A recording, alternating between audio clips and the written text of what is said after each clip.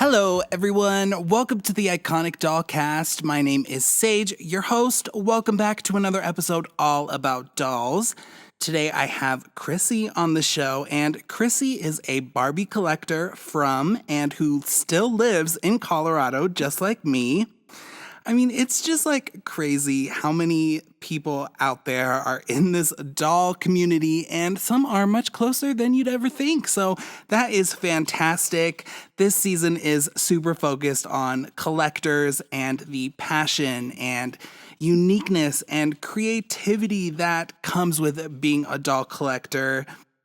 You guys, I really love chatting with all of these people and learning about them.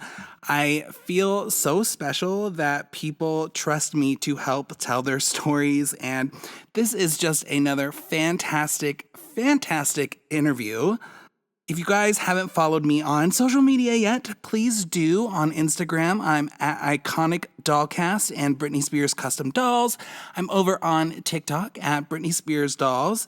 And I am over on YouTube as well. If you haven't, please subscribe to my channel over there at Iconic Dollcast. Now, let's get into my chat with Chrissy all about the whimsy of Barbie.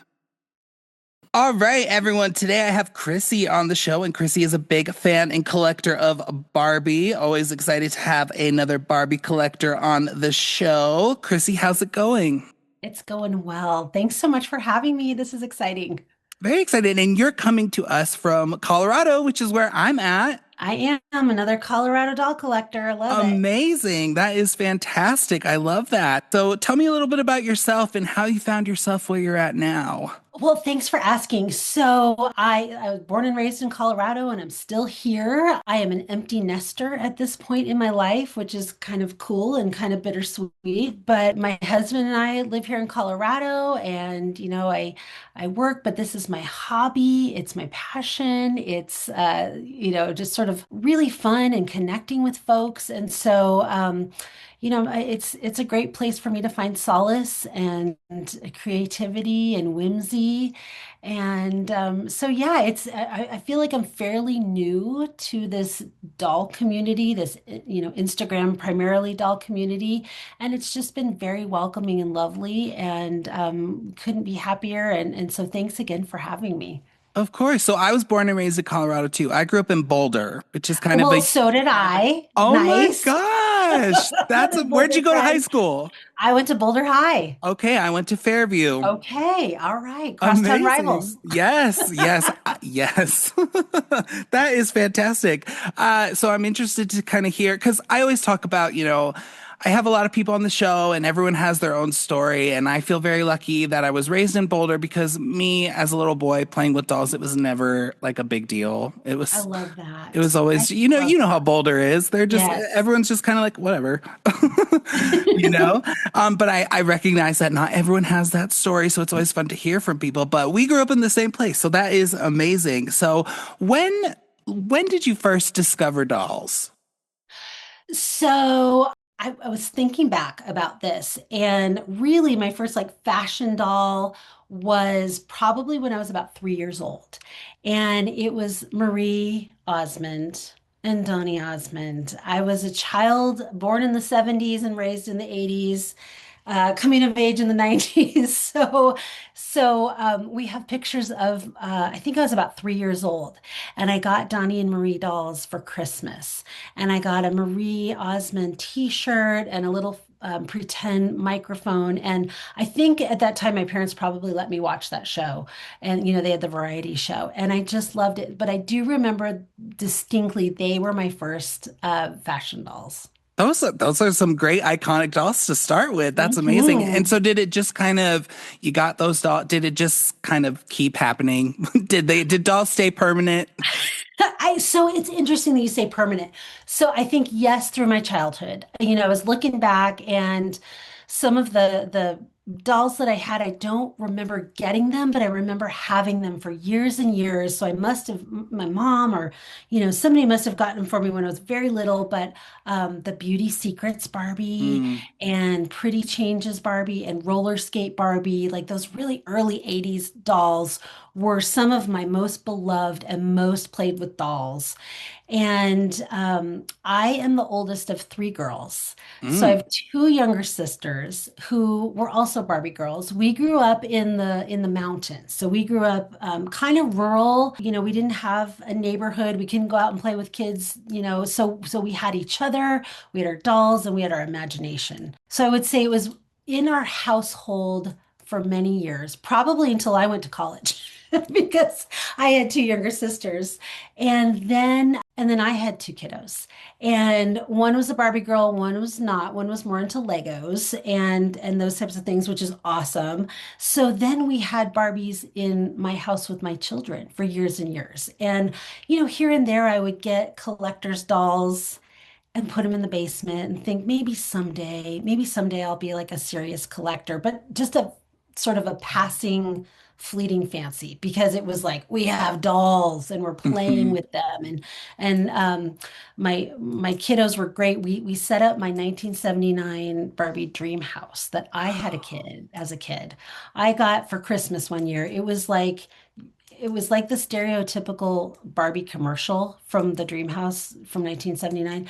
That was me. And so my kids had it and they always treated it really well. Like surprisingly, I have it set up in my doll room now too. So that has lasted my life and I have this awesome memory. And I just want to pause for a second and say too that I realize the privileged position that I am in and that many of us doll collectors are in and that there was a time in my life where I was not in a position to buy dolls or have this be a hobby and have this be a collection. So I just want to acknowledge that and say that yes, this is a privileged hobby to have. I'm very grateful for it. I don't take it for granted. But yes, so when you say how long has it been, I would say probably a lifetime with some breaks. Absolutely. And I think most of the people I talk to, it's almost always, it's like, yes, I loved dolls growing up, but then I became a teenager and got into college and there wasn't, a whole lot of time for that, but it always comes back to us, right? Would you say as a doll collector is like Barbie is your gig? Yes, I think Barbie is my gig. I have a few Shindana Mm. Wanda dolls. I love them because they were made by a Black-owned company and they were representing, Black, culture and dolls. And I just think it's so wonderful and important. And so I would say they were my other ones that I collect, but I just have two. They're very special. Well, that's all you need. That's fine. It's That's right. amazing. That's right. So what does Barbie mean to you? That is such a nuanced and complicated question. Very. If anyone who knows Barbies and who knows pop culture, it's so interesting. So my initial answer is for me, what does Barbie mean to me so much? There's some different sort of categories that I look at. Right now, in these troubled times, for me, it means respite, joy, and whimsy as a form of resistance. And I say resistance to the stressors and challenges of our world, resistance to conformity, and resistance to losing our inner child. And so that's the thing that leads me and sparks my soul. The other piece is fun. I'm just a kid at heart and I have fun playing. We'll get into that later, but I'm not a in the box collector, just keep them on the shelf. I'm like, what are the dolls doing today? Do they need to go, have a party? And what are all the accessories they need to party with? So fun there. Creativity. I think the play, the styling, the photographing it all. The bargain hunting, Mm. making dioramas, the crafting around it. There's just so many dimensions of that. So remember, I'm sort of keeping this on my personal. What does Barbie mean to me? Curiosity. I'm really interested in pop culture, in nostalgia, in history, and sort of the Barbie phenomenon and how it fits in to our pop culture since she came on the scene. I am an entrepreneur, I'm a business owner, I'm a leader, and so I really, Ruth Handler's story resonates with me in being a Yes. pioneer female entrepreneur and business owner. I know that some of her story is fraught and Yes.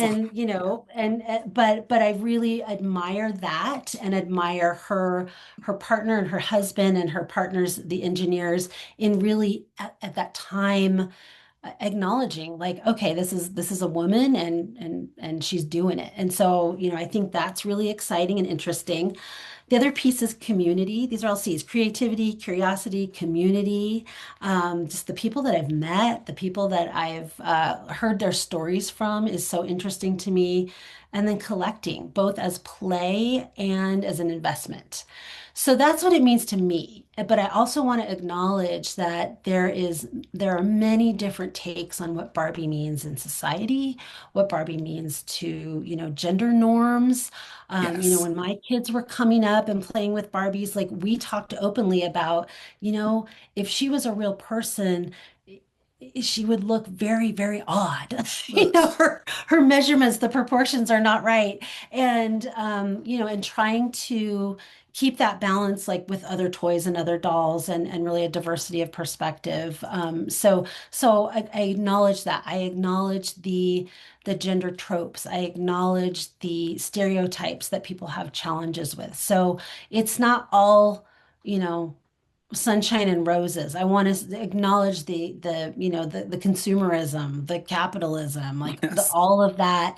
So I think that is another reason why it's really interesting to me to sort of dig into all of that and what does it mean to people? What does nostalgia mean? How does that connect with people's, healing their inner child or, whatever it means to them. So I just want to acknowledge for me, it's a personal passion on different dimensions, and that I know that there are um, potential, ways of looking at it differently in our society. Well, that was a great answer. And I Thank think you. I think it is important to acknowledge all sides of everything. And so, and Barbie gets a lot of negative criticism, and it's criticism that I didn't personally experience. But obviously, if someone feels a certain way, their feelings are valid. But for me, and something we talk a lot about on this show is I think Barbie has a target on her back, and a lot of people, like everything you just said, is not something you're going to see in a think piece about why Barbie is problematic. And I think it's so important for us Barbie fans to, obviously acknowledge the negativity because it is valid, but also acknowledge the fact that Barbie has so many positive aspects to her. Like you Mhm. said, I love that the creativity, the imagination of it all, because that's really, I mean, without Barbie, I don't know what my life would look like. Do you know about the Britney Spears custom dolls? I do. I Okay. love I love your Britney Spears custom dolls. Okay, thank you. I Yeah. never know when people, because I try to keep them kind of separated, so I always have to throw that in there. But obviously, that's a very creative venture that I'm on right now with that. And I honestly, like, it all started somewhere. And I think it really did start with me playing with my Barbies and cutting all their hair off and changing their Hmm. clothes and like seeing what I liked and what I didn't like. And I think it also taught me a lot about myself and expression. And I think that's so important. And I think it's an aspect of Barbie that doesn't get enough credit. So while everyone's feelings are valid, I feel like mine are as well. And I think Absolutely. Barbie has a strong place in my heart as well because of all those things that you just said. She's just like, she's more than just a, 1/6 size scale doll. She is a an entrance into just a world that can really change someone's life. And it can also really improve or help someone's life. And I just think she doesn't get enough credit for that sometimes. I love that. I love that. And I think you're so right. And, thinking back on my own journey and my own childhood, my sister will be, um, it's important to acknowledge my sister because she was the one that got Day to Night Barbie. Mm, And our grandfather took her to the store, and that's who she picked out. But I'll tell you, that Barbie kind of changed my world and my, representation. And, Miss Kitty Black Perkins was the designer of Barbie, and she also designed the first Black Barbie. And I had the great honor of meeting her a few weeks ago at a doll show, and I was just tickled. But we had been surrounded by, and I want to say, we come from a family of educators, and it's Mm, super important. And still, I would say back in the early 80s, it was a lot of gender stereotypes in our society. And women were teachers, women were nurses, women were moms and caregivers, which is all so important. And this doll, this Day to Night Barbie, was like, and there's other opportunities for you. And it was the first time I had sort of seen myself in the future. And I think my sister had a very similar reaction too. And she's like, be careful not to steal my memories. But I know that I also have those memories of, oh, this, you can be independent and you can be a boss and you can still go out and have fun on the town at night. So absolutely. it was really fun. And I think that I was probably a tween when Day to Night Barbie came out. I was like 10 or 11. And so it was really pivotal in I think myself, the way I viewed myself and the world and possibilities. So when you say about that and the representation there, I think there is that aspect as well. And that's what resonated with me. I just think like, Barbie's tagline, you can be anything is so important because she's not kidding. And like Hmm. Barbie has done it all. And like again, going back to the things that, people who critique or criticize Barbie, it's like it's right there in front of you. Like she's not just this doll that is superficial. I mean, of course you've got the gimmicks and you've got the glamour, but behind all of that is such an important message, which literally is you can be anything. And I just think it's incredible. And it's something that, I mean, Barbie will be around far longer than any of us, and Hmm. I just think her message is so important. Which Barbie era do you think you resonate with the most? Well, that's an easy one. And it's the superstar era. Um, and I was just sort of thinking when you were talking and reflecting like what a special honor it is for me to join you during Women's History Month. Oh And thinking yeah, about when you said, that Barbie, you can be anything, and looking at the, inspiring women Barbie dolls, and all of Maya Angelou, and the different types of dolls that come out in that line. It's super great. It's super cool. So anyway, to answer your question, the superstar era of Barbie is near and dear to my heart. I would say that's 98% of my collection. So, for those listeners out there that don't know, the Superstar era started around 1976 when the Superstar face mold came out. And that changed from the previous mod Barbie face mold. And Superstar Barbie, with her beautiful pink gown and her pink boa, changed the face mold of Barbie. And I think I'm mostly drawn to it because those were the dolls of my childhood. And they're just, I just think they're beautiful. I have gone down the rabbit hole of becoming an amateur Barbie historian for this era. I have different dolls, and you can tell when they're manufactured in different countries, their faces look slightly different because the paint is a little bit different.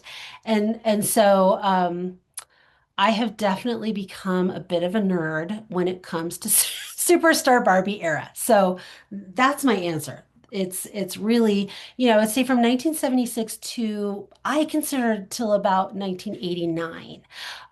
Even though the Superstar face mold was used into the 90s, the screening and the face paints got a little more loud, which as the absolutely. 90s, we were living loud in the 90s. But it wasn't as subtle, as high fashion as I find the sort of the 80s, late 70s, 80s dolls to be.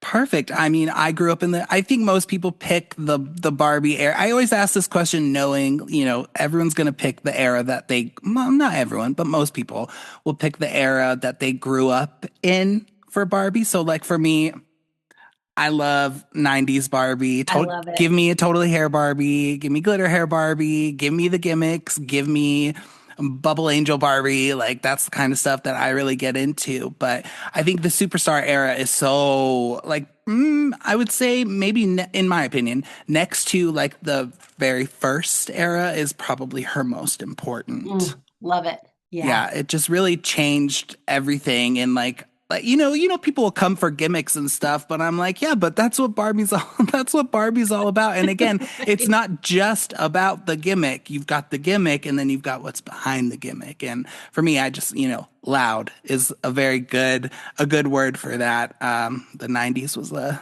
oh, what a wonderful time. What a time. Yes. Love it. So Great, getting great. into like the collector community, what has that been like for you? And when did that all start? And were you shocked by, I mean, all you have to, I tell people all the time, it's like, I didn't know any of this was out there until I made an Instagram. And then what the hell? So tell me Hmm. about that journey for you. Yeah, that really resonates with me because I was getting back into collecting and having fun photographing the dolls. And my daughter said, Mom, you should just create a Barbie Instagram account just to share your love and share it. And so I was like, okay, whatever. Because I had been following people and like, oh, wow, there's actually collectors and they do photos and it's so fun to see. And so never did I have any aim to have followers. So it just tickles me that even today that people appreciate and want to be part of that community. So that was kind of fun and then having people have conversations in the comments or private messages and there's another collector who I was like, what is this Sherry's doll show that everyone keeps talking about in LA, and what is this? And this collector was so sweet, and she sent me a message. She was like, here's how you get on the mailing list, here's what it's about, and welcome, we'd love to see you, I'd love to meet you in person. And we did, and we connect all the time, and so that was fun. Another fun surprise is going to local doll and toy shows or vintage Mhm. antique shows. And I went to one of the Boulder County fairgrounds in the winter, and I was just admiring one seller's dolls and talking with her, and then another gentleman came up and we were talking about our love of Barbie. And then it turns out this seller has an amazing Instagram account. We all became Instagram friends. And from there, meeting more folks in Colorado who, like yourself, are aficionados. And I want to acknowledge that there are many established Barbie collectors clubs in Colorado that they have been meeting for decades. But I would say within the last 3 years, our Instagram community, we've started a little chat and we've gotten together here and there about, two or three times. And it has been the most genuine and welcoming group of folks that I feel like I've been a part of a community with in a long time. I feel like the collector community or the Barbie community, maybe not so much the collector community, but the Barbie community is folks that are open-minded, that embrace diversity of in all dimensions, and just finding that whimsy. I know I've used that before, but the whimsy and joy of just saying, you know what, yeah, I really like this and it's fun, and I really like that you like this, and let's go play. It's that sense of play, it's that sense of freedom that is, again, I'm going to harken back to what I said before, is it's an act of resistance. Joy is an act of resistance. And no one can take that away from us, and that is where I want to lean into so that we can find the strength among our community to then persevere. But to your point too, yeah, it was kind of surprising that I've made connections through in essence a social media platform of Instagram where I have forged real and true and lasting friendships. So that has been a surprise to me, a very wonderful surprise. I'm sure I may sound naive because I'm rather new to the community, to the Dollstagram community. But over and all, it's been lovely, and I really appreciate the friends that I've made. Yeah, I kind of like you. I mean, I've collected dolls my whole life and I've been so interested in them my whole life. And I mean, just a back, like I started making these Britney Spears dolls and my friend Andrea was like, you should make an Instagram. And I was like, oh, but why? I didn't really understand it. And she was like, just trust me. And so I did. And that's when I mean, just like you, I tell people all the time, it's like I have, my friends in real life that I see and they come over to my house. And then I have my doll friends who are mostly on the internet. And I think that I now is more of a common concept, Mhm. obviously. But it's just, and I think people are more used to that idea. But for me, it was all new. And I was like, I cannot believe I talked to these people on the internet more than I talk to my friends who I've known my whole life. It's like really wild. But I also like, everyone has different interests and stuff. But like, I don't necessarily in my tight friend group, like they're not necessarily, I mean, they're very supportive, but they're not really, Barbie or dolls or it's not really their thing, and just to Mhm. find a whole group of people who it's like, everyone has different interests, but it's all kind of the same, which also brings me into like Barbie content specifically on Instagram. It's all kind of the Mhm. same, but it's so still unique and everyone has their own spin on it. It's just like fantastic to see. Mhm. You can see a bunch of people post their totally hair Barbie on Instagram and they're going to put their own spin on it. And I think it's just Love like, that. it's such a cool thing to witness and be a part of. I agree. Yep, I love that. And the creativity and the talent that people have and styling and photography, it's really exciting and fun to see. Absolutely. So, kind of brings me into my next thing because obviously we are adult collectors, and I think Mhm. this is kind of last year the big theme of the podcast was really talking about genuine doll collecting because I think doll collecting has become really popular, and I think a lot of people, I think most people who get into doll world, it's for genuine reasons. But I also think a lot of people who get into it, it's more for superficial reasons. And I think, obviously I vet everyone that I put on the show and I'm like, I want to get people who are like I can tell like this is their jam. This is what they love to do. But I think one of our big themes this year is really going to be talking about adult collectors because that's who I don't have children on the show. It's all adult. We're Mhm. all adults here. I think being an adult collector has become a lot easier, like I said, because of trends. And I think COVID was kind of the big launching point for that, where people were like, you know what, I have nothing else to do. So I'm going to re explore my childhood. And it's like, well, I've been doing that since Mhm. pre COVID, But I think, and it has gotten better, but I think being an adult collector sometimes comes with a kind of a stereotypical reaction, and sometimes it's not always positive. I think some people people just don't fully understand, and while it's getting better and people are more open to the idea, I think there's still, I mean, there's always going to be some kind of a negative view about it. And so I'm just curious Mhm. how you approach that in your life.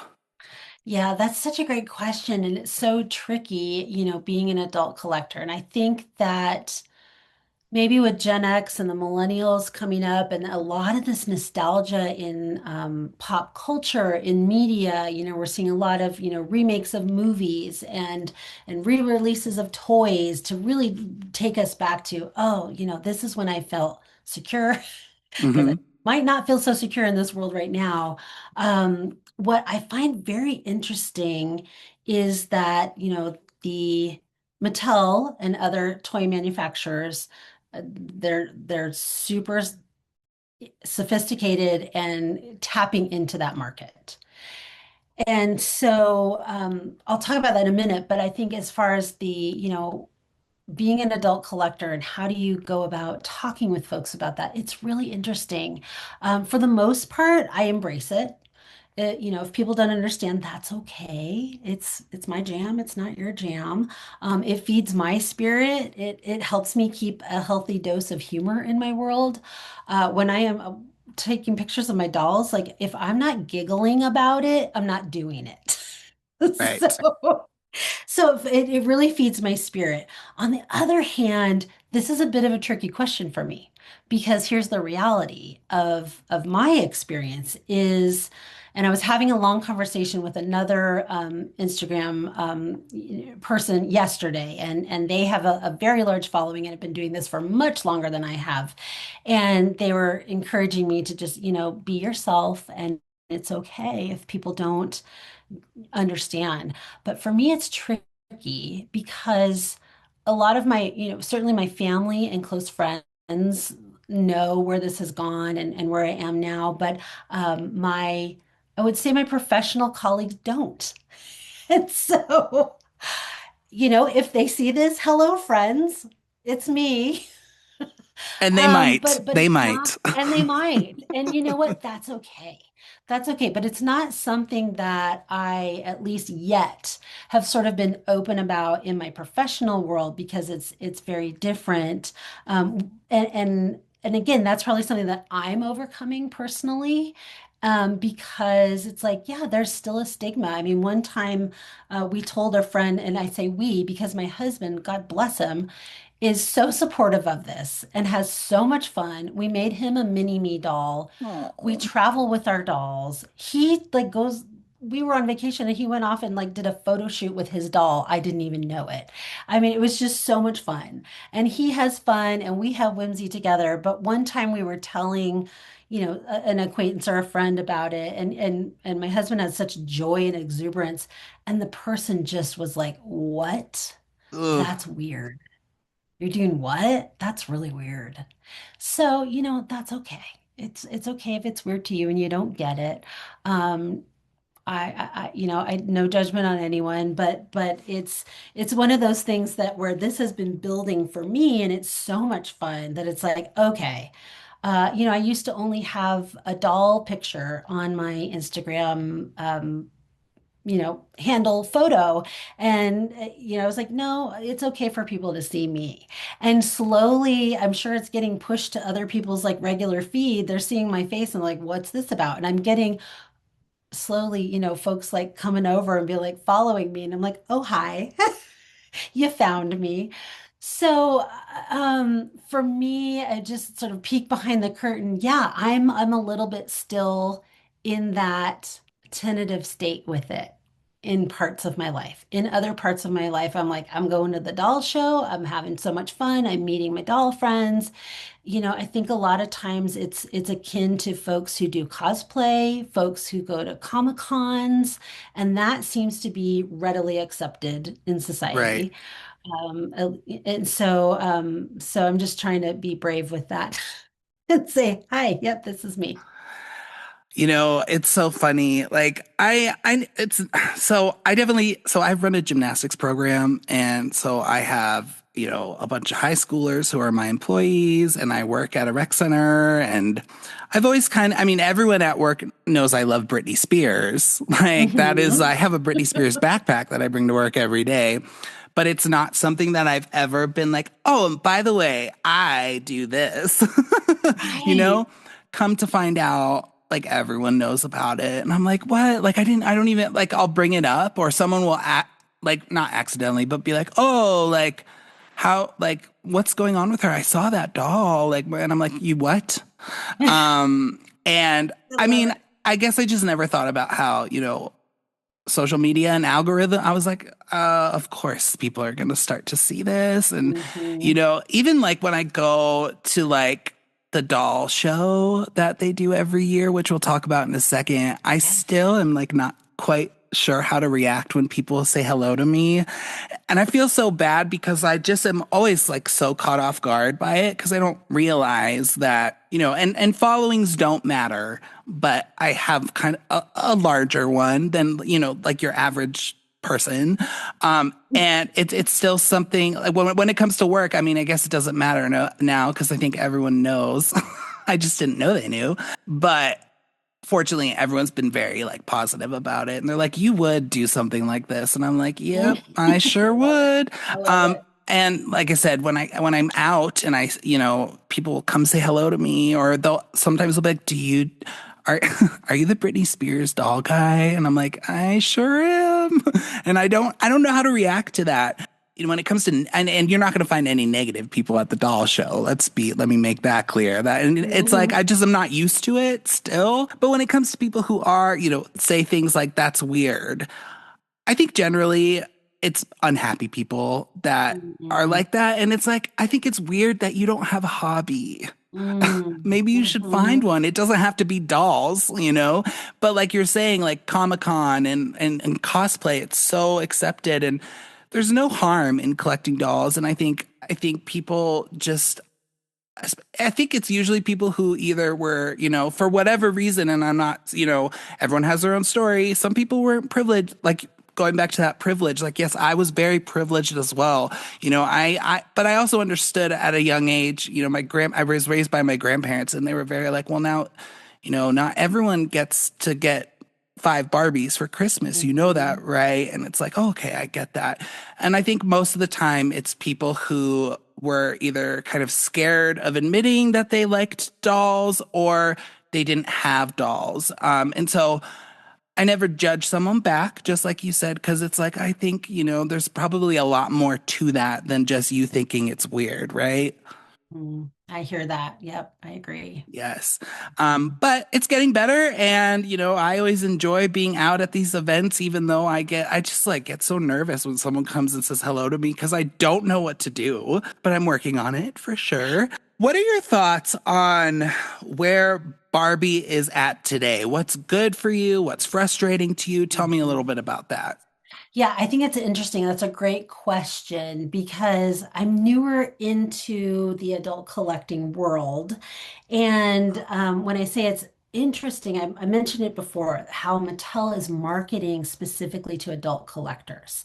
And that's not anything that I thought of in the past. I should have known that. I have another dear friend who is an expert on history and nostalgia, and she is a Barbie collector from way back and has, amazing perspective on this. And so I was like, well, I should have known they're adult collectors and they always has been. But what I'm finding lately is again that play on nostalgia. Mattel knows its market, Yep. and Mattel is marketing to the nostalgia and to those, for example, I have bought some of the most recent reproduction superstar era dolls, and it just feeds my soul, and it does not feed my wallet. So Nope. it's Sure like does. But it could one day. it could one day, right? If my family, will hang in there with me. Uh, so, so I think that's an interesting aspect of it. I think that I also see it from the children's aspect. I have a niece and a nephew who both love Barbies. We all play together, and they get the Playline dolls, and a lot of those, and some of those are really fun and cool accessories.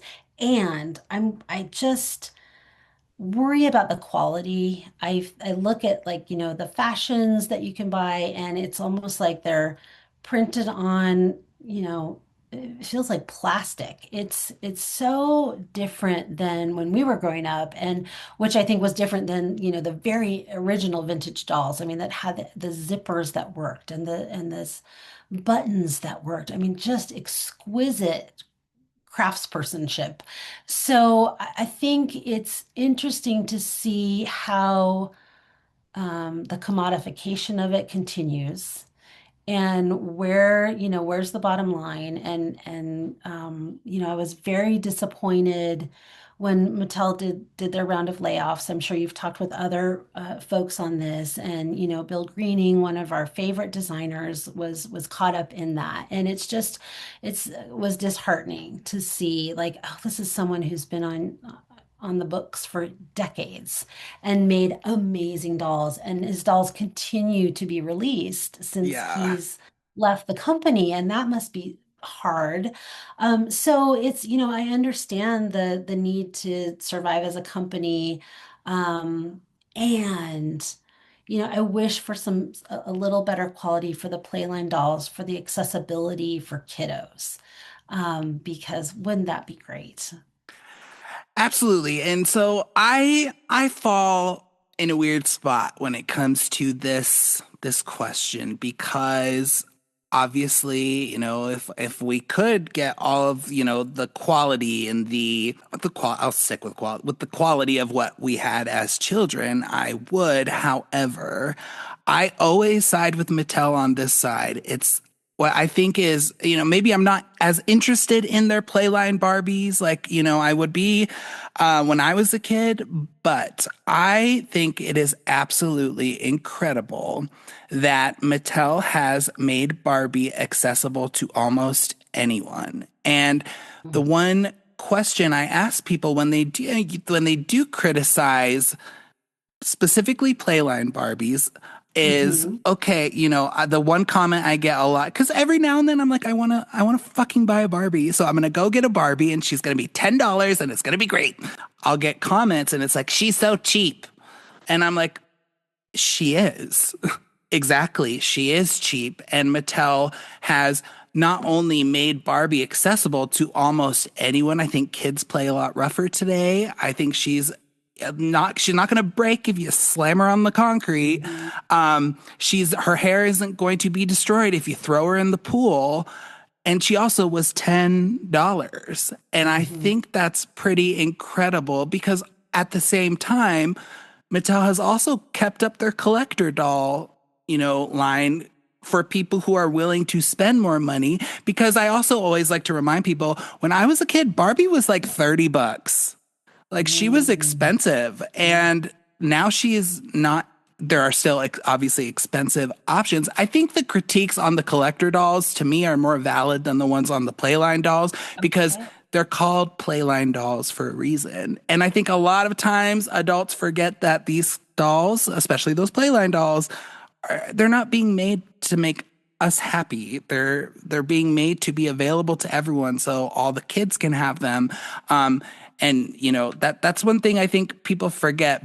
But I do agree with people, especially when they're criticizing these collector dolls that they're charging us over $100 for.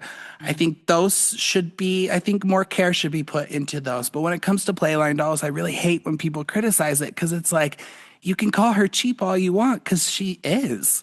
Mhm. You I know? really appreciate that perspective. That's a really great way to look at it, and thank you for that. And I think probably my bias comes from, when I was a kid and we had, more, I would say, better quality of the fabrics and the whatnot. And it was, $2 or $5. But again, you've got your inflation. So this goes back to that whole intriguing, interesting piece for me, the curiosity piece around how does this play out in pop culture? Right. How does this play out in our society? I am so fascinated by all of these aspects. I'm fascinated by your perspective on that. I'm fascinated by my perspective and others. And how does that all, come into play? And I will say, I want to acknowledge that I really appreciate Mattel's efforts to be inclusive and show dolls that may have, even hidden disabilities. For Right. example, the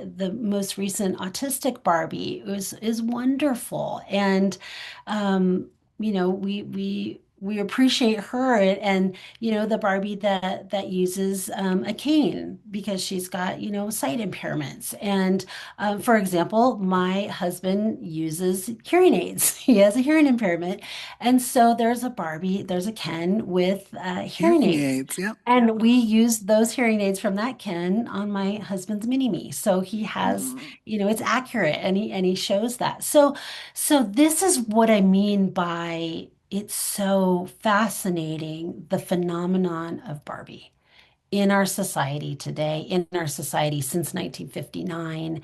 How has it impacted, the way people have grown up, the way people see it, the gender norms or diversity and all of that. So I think I am definitely a student and an amateur scholar of all of that because it's so fascinating to me to see all the different perspectives. Yeah, and there's so many, and that's the other thing. I'm not criticizing anyone for, criticizing Barbie, but it's like, well, hey, well, this is what I think. And again, it's just with those Playline dolls where I'm like, let's not complain about the $7 Barbie. Like, she didn't cost very much to make, and this is gonna make some little kid extremely happy, and it's gonna make some parents really happy because it's gonna keep their kids busy, especially, Mhm. when everything is all so crazy in the world, So, but with the collector dolls, I definitely think there's some Yes. room for improvement. But a business is a business, and that's another thing. I feel very lucky to recognize this because I think a lot of people just don't think about that. And it's like, okay, but if we want to keep Barbie around, which I am assuming we all do, things need to be done, and in order to make that happen, you know what I Yep. mean? Yep. Tell me where you buy your dolls. What do you are you going to Target or are you out in the wild at thrift stores? Because I'm a thrifter today. Have you ever been to the flea market in it's like Yes. mm, Is the brass armadillo? Is that no, the one I, you're I talking go about? I go to the Mile High flea market. Do you know about that one? I haven't been in a while, but The yes. outdoor flea market. I went today. It was a Yes. nice day. Amazing. So, because I primarily collect from the Superstar era, I'm not doing a lot of purchasing of new dolls. Sometimes I'm like, oh, I like that dress. And so, here I am like criticizing them, but then I'm also like, I kind of like that one thing and I might grab it. But it started out mostly on Facebook Marketplace. I'm a sucker for a deal. And so finding, lots of dolls in the wild is super exciting. And that's kind of how my first goal was to rebuild my childhood collection. And so it was really fun to just take my time and find, lots of dolls and fashions and, pick and choose and find the things that I loved. And, then I either donate the ones that I don't want or, move them on to other people who would appreciate them. So I would say that's where it started. I'm a sucker for eBay Yes. because it's like, okay, I'm looking for a specific doll for my collection. I can watch it. I can watch the trends. I can see the pricing. I can see, when they're coming up and oh boy, that I got a deal. I love getting the deal Me too. for seeing like what the other dolls are reselling for, or if it's like a doll in really bad condition.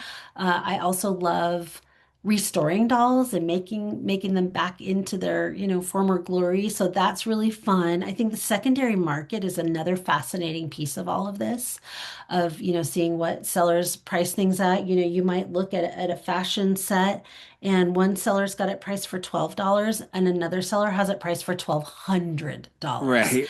And it's like, really? Okay, interesting. So that's one of those things that I find fascinating. But mostly, if I can find a good deal, I will. I will splurge if it's something like, the term used in the doll community is a grail doll, like a holy grail. And um, for my 50th birthday, I'm saying my age, I did splurge and I got myself a grail doll, and she's just my favorite. It's Fashion Photo PJ from Oh. 1977. And oh, I love her. And, I've collected pieces and parts. Like I got her box from a seller on eBay, and then I got like the stand and the camera. So she didn't come all in one. So that was also fun too. She was kind of rough, and I had to make her over. And the seller was the original owner, and we connected over that nostalgia. So I would say I mostly get my dolls. Facebook Marketplace, eBay, and I love the doll shows. I'm a sucker for the doll shows. Yes. And I want to say too that I would say I probably have as many fashions as I do dolls. Oh wow. I am a very avid collector of vintage Barbie fashions, and Very that is cool. something I really love.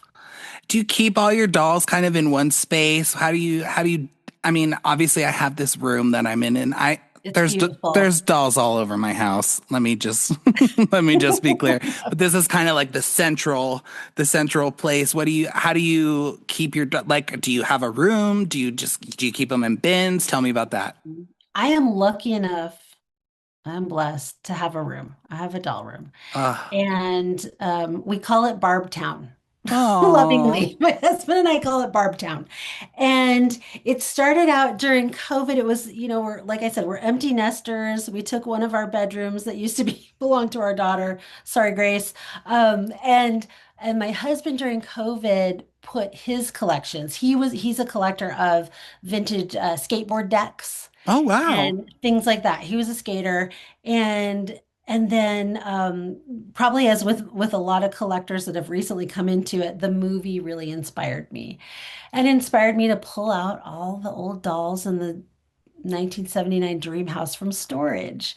And so I set it up. I'm like, where in the heck am I going to do this? So I set it up in there one weekend when he was out of town moving our daughter. And he came home, he's like, this is kind of fun. And then I started rebuilding my collection and bless him.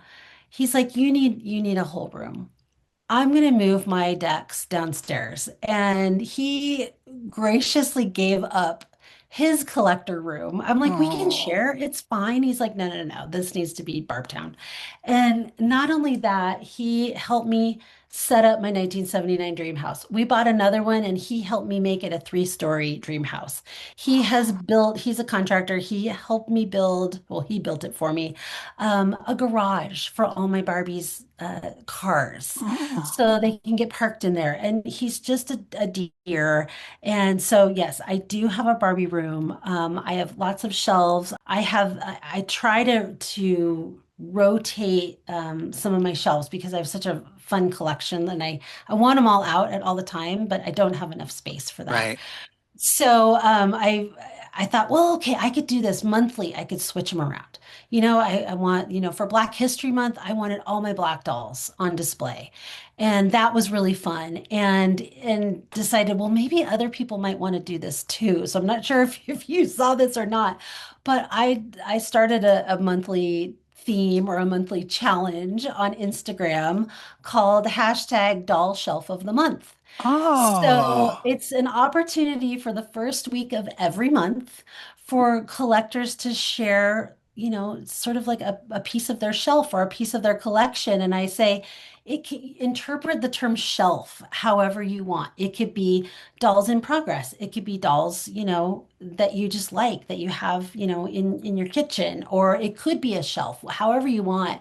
And it's been so fun. It's been so fun to see people participate. I've had folks reach out to me via Messenger and say, this has been so inclusive, and I've never participated in a challenge before, but I feel like I could do this, and thank you for letting me share my dolls. And it's been a really fun way to, foster and build community.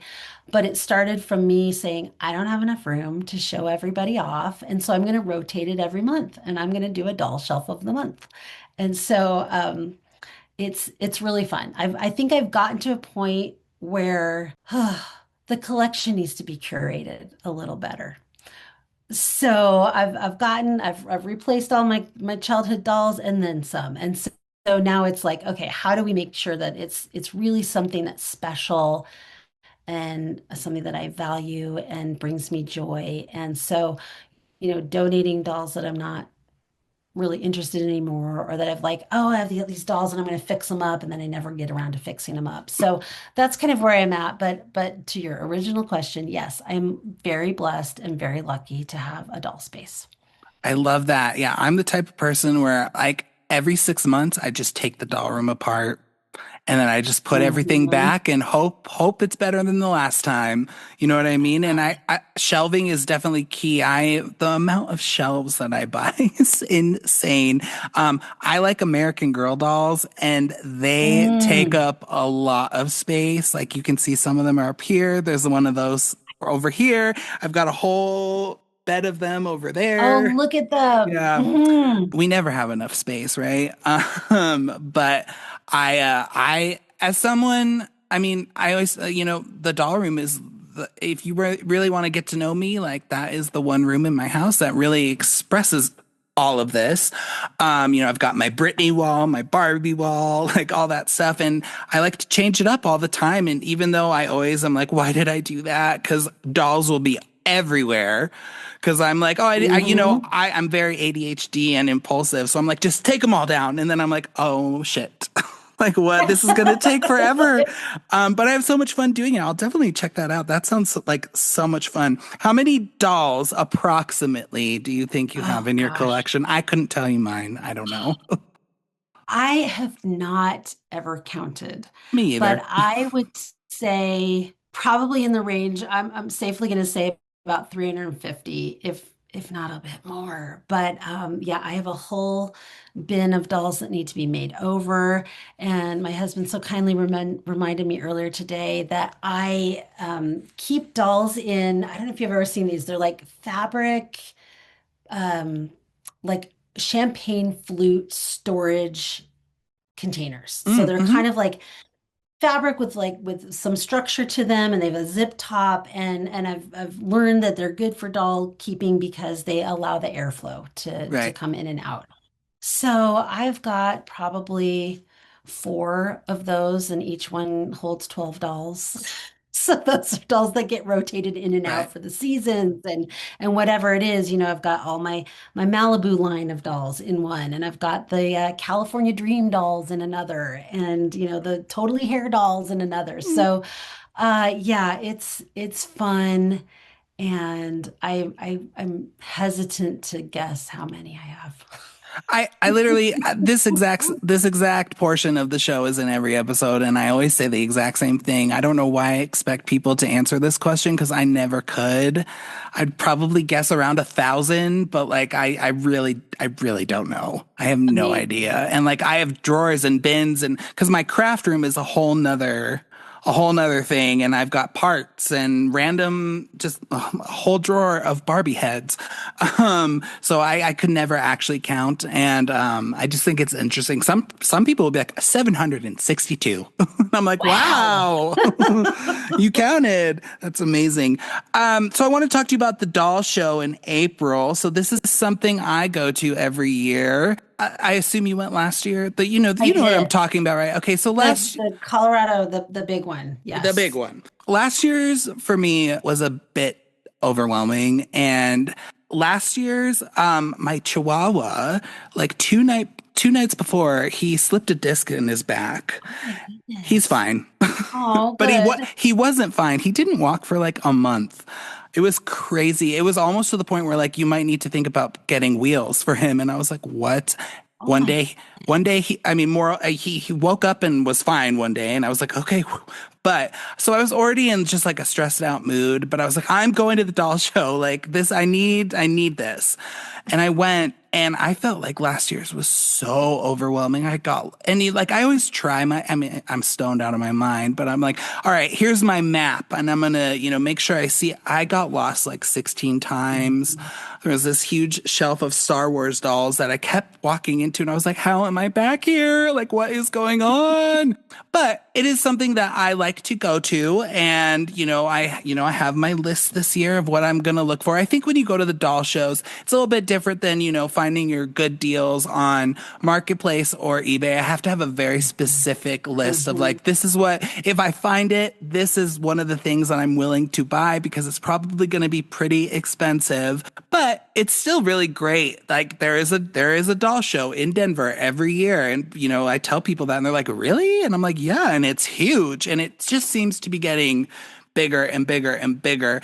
I think a couple years they did it at a hotel in Broomfield, Thornton, and that was a lot easier for me to control because it was like, okay, I Mhm. have a clear map of what I'm doing. But last year's was so, I mean, I'm always gonna go, but I think it's at the same place as it was last year. Mhm. So I'm a little bit Mhm. nervous about that because I don't, I think I missed out on so much stuff. And I was also like checking on my dog, like on my cameras in the house. I'm like, oh my God, because I wanted to get an American Girl doll and I did get her. And it was a situation where I was like, I should have looked at the doll a lot closer. I spent a lot of money on it and it was definitely not It should not have been priced the way it was, but I was like, I gotta go, you know? So I'm, a little bit nervous about this year, but what are your thoughts on it? Are you excited? Like, what's on your list? What's on your list to find Yeah. this year? Thanks for the question. And for your listeners who don't understand or who don't know, this event was held for years and years in a hotel conference room. It Yeah, was, pretty, a ballroom. It was pretty big, a couple of rooms, and it just overgrew. And so it's a Dana Kane event show. And it was moved to the National Western Stock Show Complex. So the National Western every July is where everyone from around the country comes. It's the biggest cowboy gathering, yes, cows and livestock.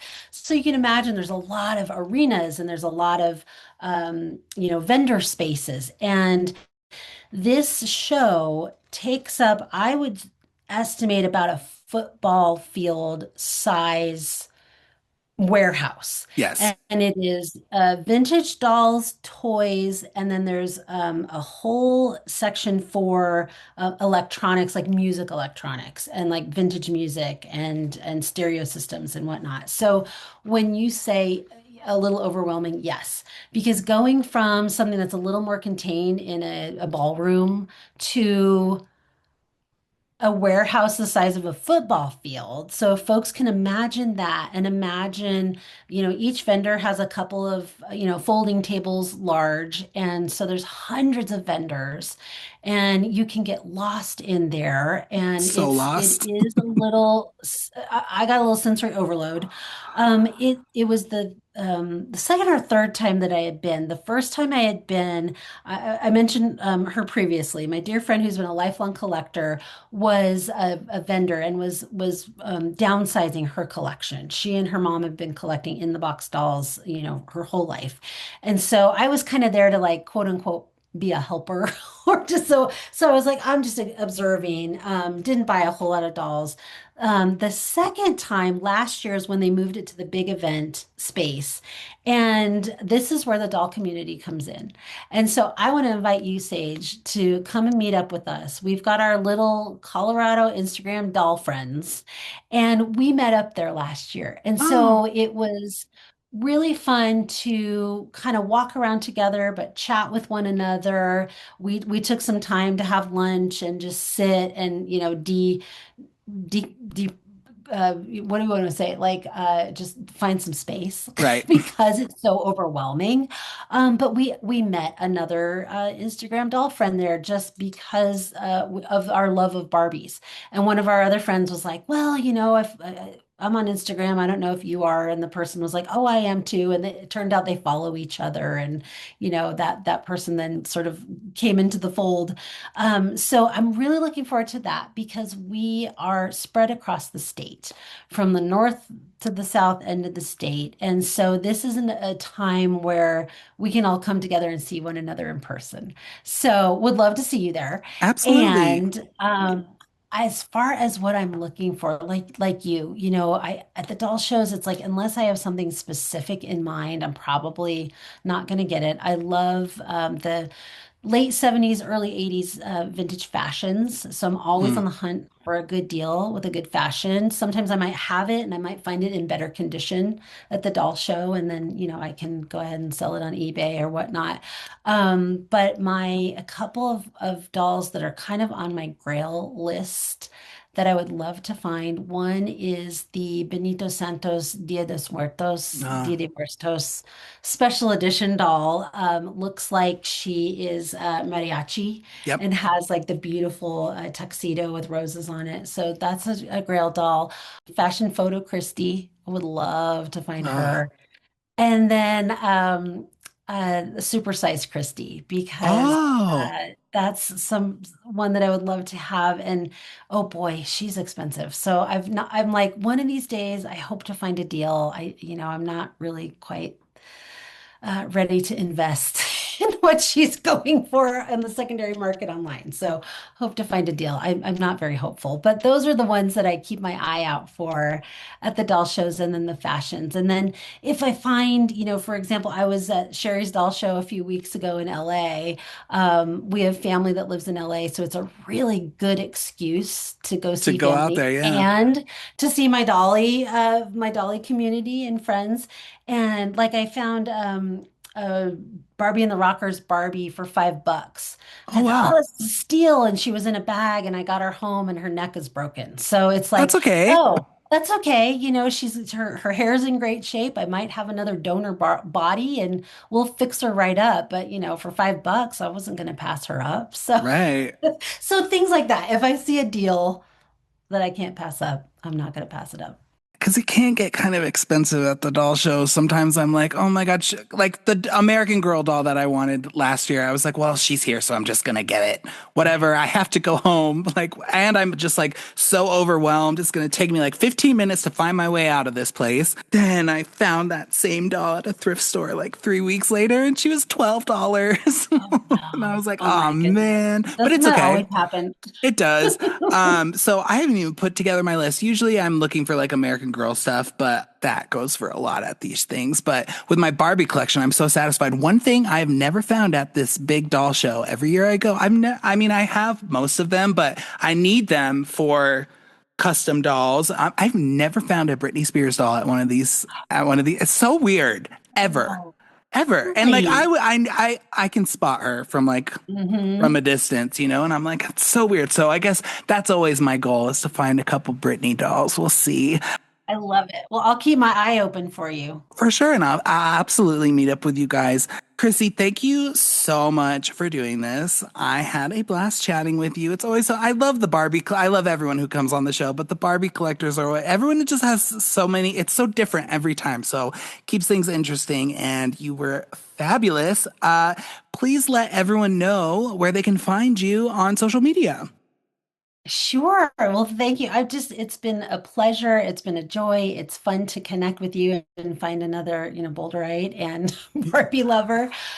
So I really am only on Instagram, so they can find me at it's Mountain Barbie Girl, but it's mtn.barbie.girl.